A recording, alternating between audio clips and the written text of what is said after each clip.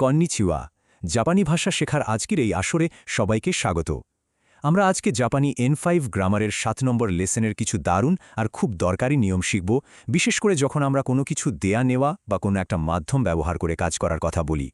চলুন আজকের আলোচনাটা একটা প্রশ্ন দিয়ে শুরু করা যাক, কি বলেন? আচ্ছা, জাপানি ভাষায় যদি বলতে হয় আমি চপস্টিক দিয়ে খাই, তাহলে কিভাবে বলবেন? এই সহজ প্রশ্নের উত্তরটাই কিন্তু আমাদের আজকের প্রথম গ্রামার পয়েন্টের দরজা খুলে দেবে। তো এই লেসনে আমরা মোট 5টা টপিক কভার করব। প্রথমে দেখব কাজের মাধ্যম বোঝাতে কি ব্যবহার হয়, তারপর শিখব অন্য ভাষায় কোনো শব্দের মানে কিভাবে জিজ্ঞেস করতে হয়, এরপর আসবে দেয়া আর পাওয়ার নিয়ম, আর একদম শেষে দেখব কোনো কাজ হয়ে গেছে নাকি এখনও বাকি আছে সেটা বলার নিয়মটা কি। চলুন এক এক করে শুরু করা যাক। আমাদের প্রথম নিয়মটা হলো পার্টিকল দে বা দে এর ব্যবহার। মানে যখনই আমরা কোনো একটা টুল, কোনো যন্ত্র বা কোনো উপায় ব্যবহার করে একটা কাজ করি, ঠিক তখনই এই পার্টিকেলটা কাজে লাগে। এর ফর্মুলাটা কিন্তু একদম সোজা। যে জিনিসটা ব্যবহার করছেন, মানে যে নাউনটা, সেটার পরেই বসিয়ে দিন দে পার্টিকেলটা, তারপর আপনার ভার্ব বা ক্রিয়াপদটা বললেই বাক্য তৈরি। চলুন একটা উদাহরণ দেখি, তাহলেই পরিষ্কার হয়ে যাবে। এই যে দেখুন, প্রথম বাক্যে খাওয়ার মাধ্যমটা কি? চপস্টিক, মানে হাসি, তাই ওটার পরেই বসেছে দে। আবার দ্বিতীয় বাক্যে রিপোর্টটা কোন মাধ্যমে লেখা হচ্ছে? জাপানি ভাষায়, মানে নিহঙ্গ, তাই এখানেও ভাষার নামের পরে দে বসেছে। দারুণ কাজের একটা নিয়ম, তাই না? আমরা যখন নতুন কোনো ভাষা শিখি, প্রায়ই তো এমন হয় যে একটা শব্দের মানে অন্য ভাষায় কি হবে তা জানতে ইচ্ছে করে। জাপানিতে এটা জিজ্ঞাসা করারও কিন্তু একটা খুব সুন্দর নিয়ম আছে। চলুন সেটাই এখন দেখে নিই। এই সহজ ফর্মুলাটা ব্যবহার করে আপনি যে কোনো শব্দের অনুবাদ জিজ্ঞেস করতে পারবেন। প্রথমে যে শব্দটা জানতে চান সেটা বলুন, তারপর হওয়া পার্টিকেল, এরপর যে ভাষায় জানতে চান সেই ভাষার নাম, আর শেষে জুড়ে দিন দে নান্দেস্কা। ব্যাস, আপনার প্রশ্ন রেডি। দেখুন কত সহজ।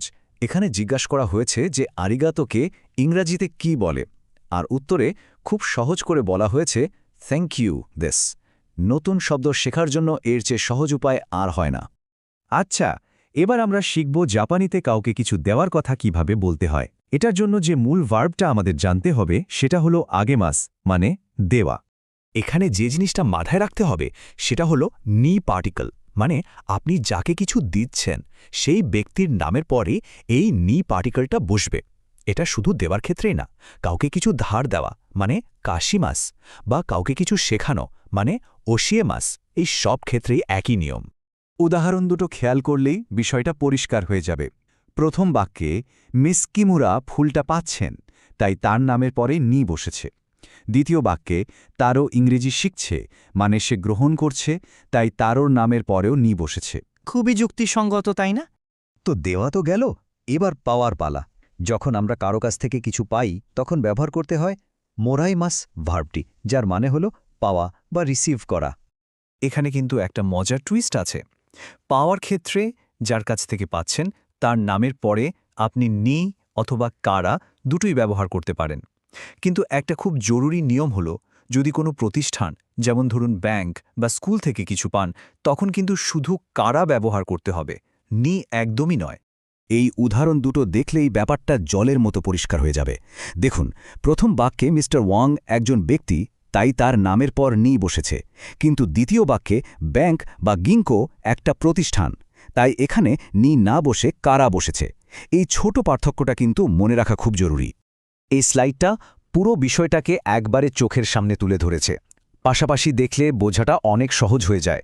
দেবার সময় কাজটা দাতা থেকে গ্রহীতার দিকে যাচ্ছে, তাই গ্রহীতার সাথে নি বসছে। আর পাওয়ার সময় জিনিসটা উৎস থেকে আপনার দিকে আসছে, তাই উৎসের সাথে নি বা কারা বসছে। দেখুন, ঘটনা কিন্তু একটাই, শুধু বলার ভঙ্গিটা আলাদা। আমরা চলে এসেছি আজকের আলোচনার একদম শেষ ধাপে। এখানে আমরা শিখব কোনো কাজ ইতোমধ্যে বা অলরেডি হয়ে গেছে কিনা সেটা কিভাবে জিজ্ঞেস করতে হয়, আর তার উত্তরই বা কিভাবে দিতে হয়। এর জন্য আমাদের দুটো জিনিস মাথায় রাখতে হবে। একটা হলো মো, যার মানে ইতিমধ্যে, আর দ্বিতীয়টা হলো ভার্বের পাস্ট টেন্স ফর্ম, যেটা সাধারণত মাসটা দিয়ে শেষ হয়। যেমন এই প্রশ্নটা দেখুন, এখানে মো আর অকুরিমাস থাকা ব্যবহার করে জিজ্ঞেস করা হচ্ছে যে পার্সেল পাঠানোর কাজটা হয়ে গেছে কি না। এখন এর উত্তর তো হ্যাঁ বা না দুটোই হতে পারে। দেখুন, হ্যাঁবোধক উত্তরটা খুব সহজ, হাই মো ওকুরিমাসটা, কিন্তু না বোধক উত্তরটাতেই আসল মজাটা। এখানে কিন্তু উকুরি মাসেনদেশটা বলা হয় না, তার বদলে খুব সহজ করে বলা হয় ইয়ে মাদাদেস, মানে না, এখনো হয়নি। এটাই হলো এই নিয়মের সবচেয়ে গুরুত্বপূর্ণ অংশ। জাপানিতে নট ইয়েট বা এখনও হয়নি বোঝাতে সবসময় মাদাদেস ব্যবহার করতে হয়। এই জায়গাটাতে অনেকেই ভুল করে, তাই এটা খুব ভালোভাবে মনে রাখতে হবে। তো আজকের লেসেনের সবকিছু তো শেখা হয়েই গেল, এবার আপনাদের পালা। সবার জন্য একটা প্রশ্ন রইল, আজকের শেখা নিয়ম ব্যবহার করে কি এর উত্তর দিতে পারবেন? তাহলে উত্তরটা কি হবে? হাই নাকি ইয়ে? কমেন্ট সেকশনে আমাদের জানালে সবার খুব ভালো একটা প্র্যাকটিস হয়ে যাবে। এই ছিল আমাদের আজকের আয়োজন। আশা করি দেওয়া নেওয়া আর কোনো কাজের মাধ্যম বোঝানোর নিয়মগুলো এখন সবার কাছে একদম পরিষ্কার। পরের লেসনে আবার নতুন কিছু নিয়ে দেখা হবে। ততক্ষণ পর্যন্ত সায়োনারা।